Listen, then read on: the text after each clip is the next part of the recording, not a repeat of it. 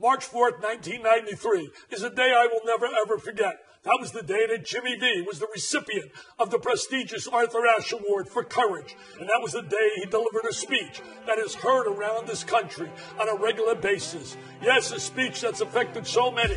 When you think about it, we have now raised $130 million for research. Certainly not enough. Yes, a disease that affects so many. 1 out of every 2, that's right, 1 out of every 2 females will come down with that disease in their lifetime.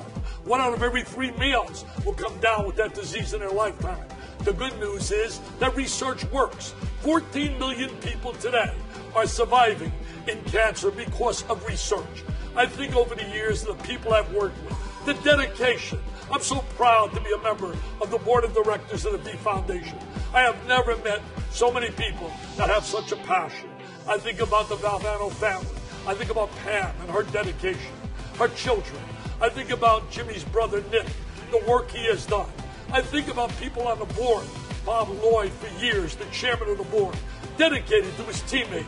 They played together at Rutgers University, and he never, ever, ever forgot his friend. I think about right now the chairman of the board, Steve Bornstein, former executive with ESPN, and his dedication. I think of my buddies, John Saunders, Mike Krzyzewski, and how hard they all work toward bringing an end to that disease. Over the years, I have met so many beautiful people.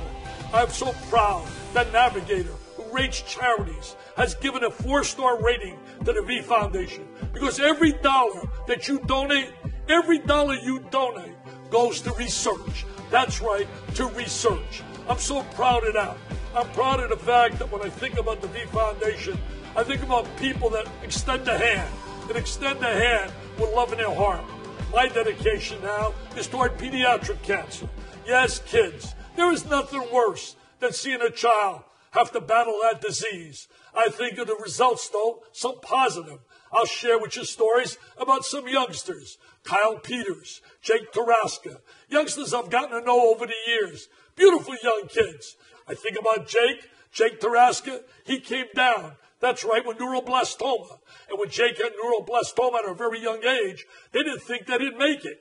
Well, today Jake is cancer-free, and he's doing a phenomenal job on a high school level, playing sports, competing. It's such a great story. I think of Kyle Peters. Kyle Peters had brain cancer and does research work. His mom has told me, his mom Jennifer, that if it wasn't for the research, yes, one year we raised many dollars for the Peyton Wright Research Grant to battle brain cancer. And that research grant has played a vital role, said Kyle's mom, in his life. Today, Kyle is cancer-free. Yes, cancer-free. Unbelievable. A great story. I want to share another story with you about cancer. When it strikes so quickly. Last year, at the Final Four, I went to the Children's Medical Center in Dallas. Yes, I was there on behalf of Ryan Seacrest, who does a great job trying to help kids in need. He has a studio. And I went there, they brought out all these beautiful kids battling that disease. And I had smiles on their faces, and we gave them basketballs. And we saw their moms and dads sitting there. Many of those youngsters were terminally ill.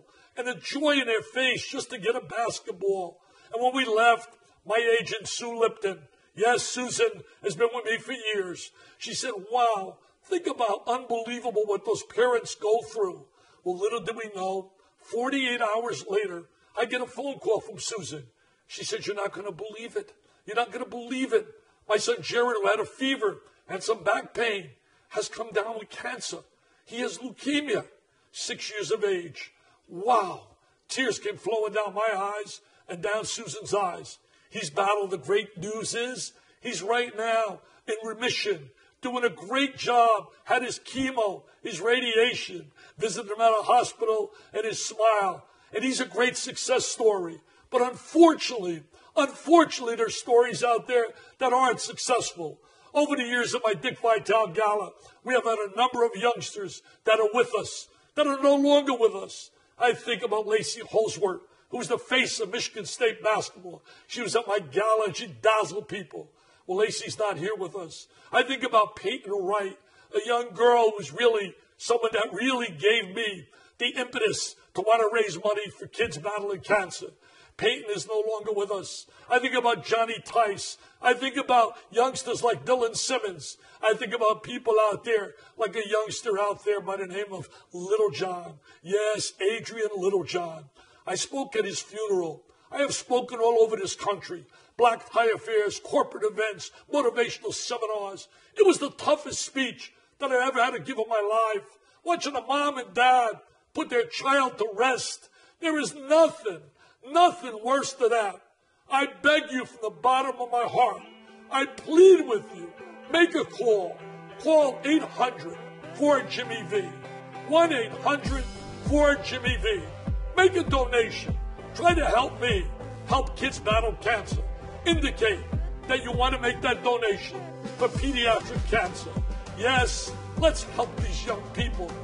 I thank you from the bottom of my heart on behalf of all the V Foundation people who work so hard because we must end that disease. That disease affects all, whether one is rich, whether one is poor, whether one is black or white, it doesn't matter. It'll bring you to your knees, Let's unite together. Let's be a team filled with toughness, mental toughness. We need dollars. Our research experts need dollars. We need you to pick up the phone and make a call right now. 1-800-4-JIMMY-V. You may be saving the life of someone you love.